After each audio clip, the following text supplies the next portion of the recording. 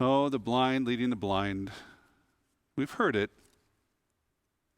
But what about blind spots? When was the first time you ever remember hearing about a blind spot? For me, it was in driver's ed and getting on the freeway. It's like, remember, in class we talked about blind spots, and this is what it means. And when you're going 65 miles an hour on the freeway, it's like, whoa, be aware of the blind spots. But Jesus points out that there are a lot of blind spots in the life of faith. And then he talks about the wooden beam. In other words, if there's a wooden beam in your eye, you're not seeing clearly at all. And don't be harping on your brother or sister who has a teeny tiny little splinter in their eye, whose vision might be just slightly off, when your vision's way off. There are a lot of people who think they're simply getting to heaven based on good works. Remember, it's works and faith. So not one or the other, but both. Sometimes we conveniently ignore the blind spots of our own lives. It's like, well, I still think I need to correct this person first before I work on myself.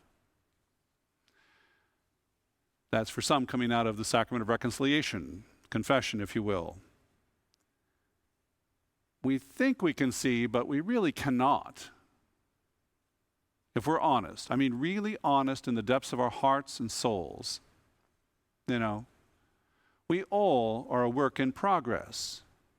We all have those unique blind spots they're aware of, and yet, given the opportunity to do something about them, we don't.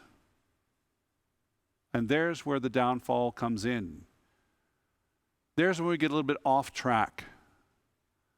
And Jesus says, the blind leading the blind is heading for disaster. See clearly. See with the vision of God, not your own vision.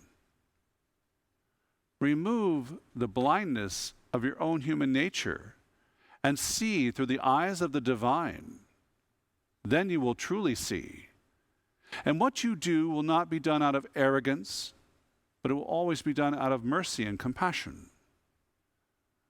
To simply lead others to Christ. And never for any, see what I did, pat myself on the back. God sees. And that was really good until you got a little full of yourself. Then another, blind spot appeared, didn't it?